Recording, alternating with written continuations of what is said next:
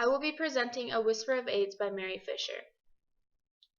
Less than 3 months ago at platform hearings in Salt Lake City, I asked the Republican Party to lift the shroud of silence which has been draped over the issue of HIV and AIDS. I've come tonight to bring our silence to an end. I bear a message of challenge, not self-congratulation. I want your attention, not your applause. I would never have asked to be HIV positive, but I believe that in all things there is a purpose, and I stand before you and before the nation gladly. The reality of AIDS is brutally clear. 200,000 Americans are dead or dying. 1 million more are infected. Worldwide, 40 million, 60 million, or 100 million infections will be counted in the coming few years. But despite science and research, White House meetings, and congressional hearings, despite good intentions and bold initiatives, campaign slogans, and hopeful promises, it is, despite it all, the epidemic which is winning tonight.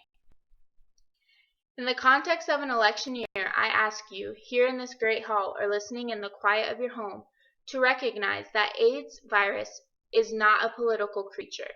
It does not care whether you are a Democrat or Republican. It does not ask whether you are black or white, male or female, gay or straight, young or old. Tonight I represent an AIDS community whose members have been reluctantly drafted from every segment of American society. Though I am white and a mother, I am one with a black infant struggling with tubes in Philadelphia hospital.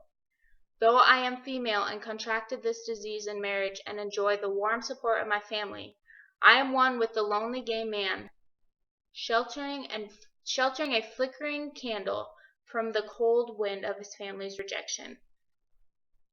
This is not a distant threat. It is a present danger.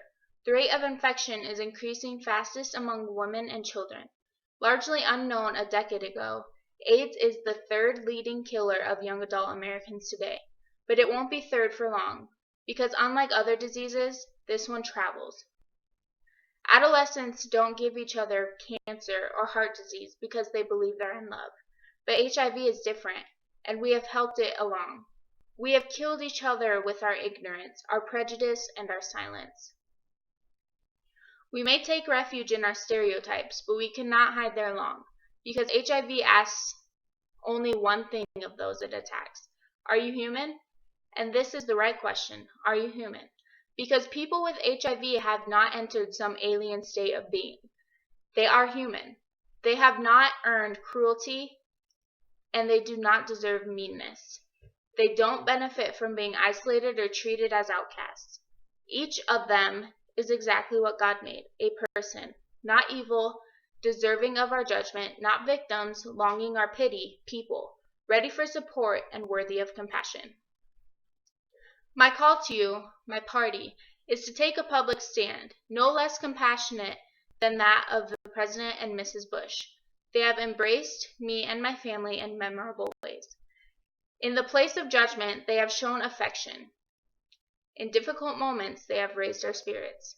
In the darkest hours, I have seen them reaching not only to me, but also to my parents, armed with the stunning grief and special grace that comes only to parents who have themselves leaned too long over the bedside of a dying child.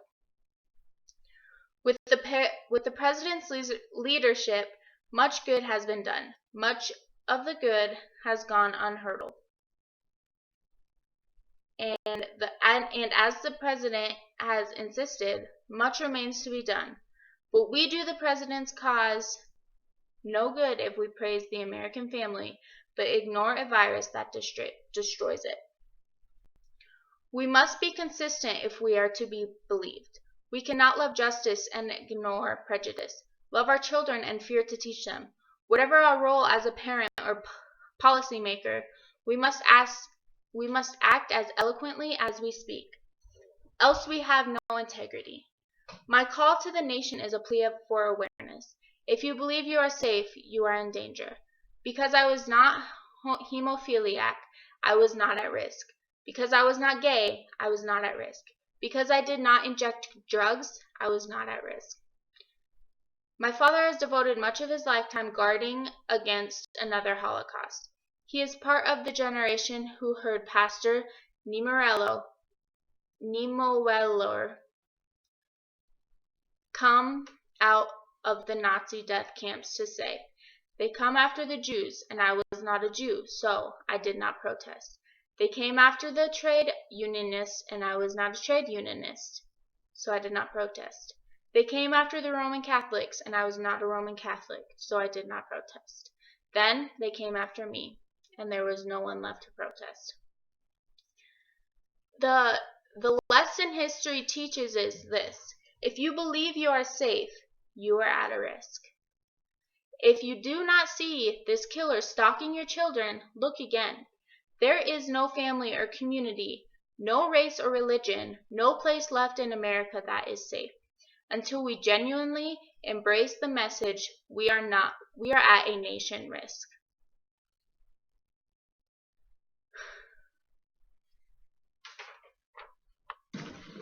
To my children, I make this pledge. I will not give in, Zachary, because I draw my courage from you. Your silly giggle gives me hope. Your gentle prayers give me strength, and you, my child, give me a reason to say to America, you are at risk. And I will not resist, Max, until I have done all I can to make your world safe. I will seek a place where intimacy is not the prelude to suffering.